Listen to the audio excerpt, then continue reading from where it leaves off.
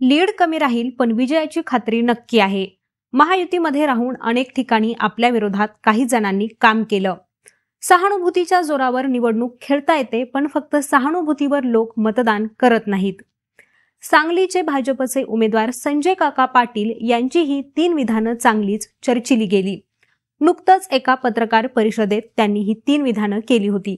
तसं सांगलीतील मतदान होऊन आता 3 आठवडे झालेत आणि निकालाला अवघा आठवडाच बाकी आहे. असं असताना अचानक त्यांनी ही पत्रकार परिषद का घेतली याचं कोडं अनेकांना सुटलं नाहीये. तर या पत्रकार परिषदेचं निमित्त होतं ते म्हणजे विश्वजित कदम यांचं एक विधान. मी कुठल्या पाटलाच्या मागे उभा आहे हे 4 जूनलाच कळेल असं ते विधान होतं. पुण्यातील एका कार्यक्रमात बोलताना त्यांनी हे विधान केलं होतं आणि त्यावर पानिपतकार विश्वास पाटील यांनीही तुमची दृष्टी विशाल आहे असं म्हणत कदम यांच्या वक्तव्याला दाद दिली. सांगलीत या विधानाची चर्चाही बरीच झाली आणि यावरती रील सुद्धा व्हायरल झाली. विशाल पाटील यांच्या बाजूने वातावरण तयार होऊ लागलं आणि यावरूनच संजय काकांची चांगलीच सटकली. त्यांचा अक्षरशः तिळपापड झाला. तर थोडक्यात काय, तर संजय काका हे फुल टेन्शनमध्ये आले. याच टेन्शनमध्ये बोलताना त्यांनी 3 गोष्टी मान्य केल्या. पहिली म्हणजे लीड कमी राहणार. 2014ची लोकसभा ही 2,40,000च्या फरकाने आणि 2019ची लोकसभा ही 1,64,000च्या फरकांच्या मताने जिंकलेल्या संजय काकांनी यंदा लीड कमी राहील असं मान्य केले. हे मान्य करताना त्यांची वाढलेली धाकधूक त्यांच्या चेहऱ्यावरती स्पष्टपणे दिसून येत होती.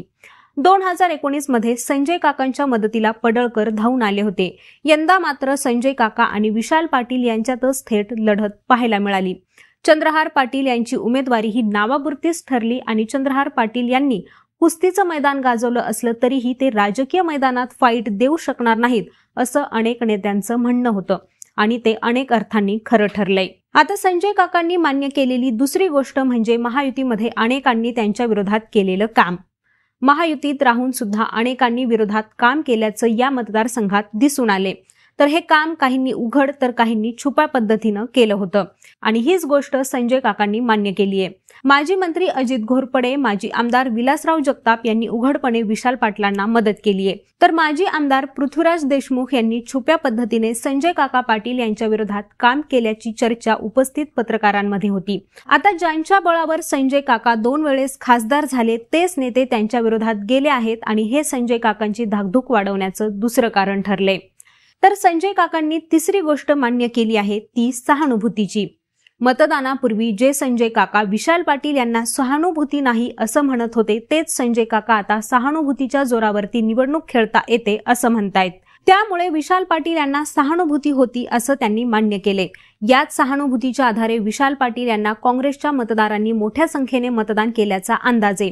याशिवाय संजय काकांविरोधात 10 वर्षांची कथित नाराजी हा सुद्धा विशाल पाटील यांच्यासाठी प्लस पॉइंट ठरल्याचं बोललं जातंय. आता विशाल पाटील यांचा विजय होऊ शकतो याला आणखीही काही बाजू आहेत. यात एकवटलेली आघाडी हे प्रमुख कारण सांगावं लागेल. मगाशी सांगितल्याप्रमाणे विलासराव जगताप, अजितराव घोरपडे यांची उघड तर पृथ्वीराज देशमुख यांची छुपी मदत विशाल पाटलांना झाली. याशिवाय वसंतदादा घराण्याचा आणि काँग्रेसच्या अस्तित्वाचा प्रश्न उपस्थित झाल्याने सांगलीतील मदन पाटील गट, विशाल पाटील, प्रतीक पाटील आणि विश्वजित कदम हे सगळे गट तट एकत्र आल्याचं चित्र दिसून आलंय. काँग्रेसचे आमदार विश्वजित कदम यांनीही आघाडी धर्म बाजूला ठेवून विशाल पाटील यांना साथ दिल्याचं दिसून आले. सांगलीत पृथ्वीराज पाटील यांनीही विशाल यांनाच साथ दिल्याचं बोललं जाते. याशिवाय तासगावात रोहित पाटील आणि आमदार सुमनताई पाटील यांनीही संजय काका नकोतच याच भूमिकेतून विशाल पाटील यांना मदत केल्याची चर्चा आहे. जत तालुक्यातील धनगर नेत्यांनीही विशाल पाटलांना पाठिंबा दिला होता. त्यांना या धनगर मतांचा मोठा फायदा होऊ शकतो. यासोबतच सरपंचांपासून ते नगरसेवकांपर्यंत सर्वांनीच विशाल पाटलांनाच पसंती दिली असल्याचं चित्र आहे. आता महत्वाचा मुद्दा म्हणजे मुस्लिम आणि दलित मतं ही विशाल पाटलांना मिळाली आहेत का? सांगली आणि मिरज भागातील हिंदू मतांसाठी संजय काका पाटील यांनी योगी आदित्यनाथ यांच्या सभेचं आयोजन केलं होतं. पण याच सांगली मिरज भागात मुस्लिम मतदानही मोठ्या संख्येने आहे. याशिवाय जिल्ह्यात दलित मतदारांची संख्या सुद्धा मोठ्या प्रमाणात आहे आणि ही मतं यंदा विशाल पाटलांनी आपल्याकडे ओढली असल्याचं सांगितलं जाते. मात्र विशाल पाटील आणि चंद्रहार पाटील यांच्यामध्ये या मतांचं ध्रुवीकरण झालं असल्यास त्याचा फायदा संजय काकांना होऊ शकतो असा अंदाज आहे. थोडक्यात काय, तर संजय काकांना आलेला कमी लीडचा अंदाज विरोधात गेलेले मित्र, सहानुभूती, एकवटलेली काँग्रेस आणि राष्ट्रवादीच्या आमदारांनी दिलेली साथ यामुळे विशाल पाटील यांना विजयाची संधी आहे असं म्हणणं चुकीचं ठरणार नाही. आता मंडळी, याबद्दल तुम्हाला काय वाटतं ते आम्हाला कॉमेंट करून नक्की सांगा. तसंच यांसारखंच अशाच प्रकारचं प्रत्येक मतदारसंघाचं अभ्यासपूर्ण विश्लेषण जाणून घेण्यासाठी लेट्सअप मराठीला सर्वच सोशल मीडिया हँडलवरती फॉलो करायला विसरू नका आणि पाहत रहा लेट्सअप मराठी.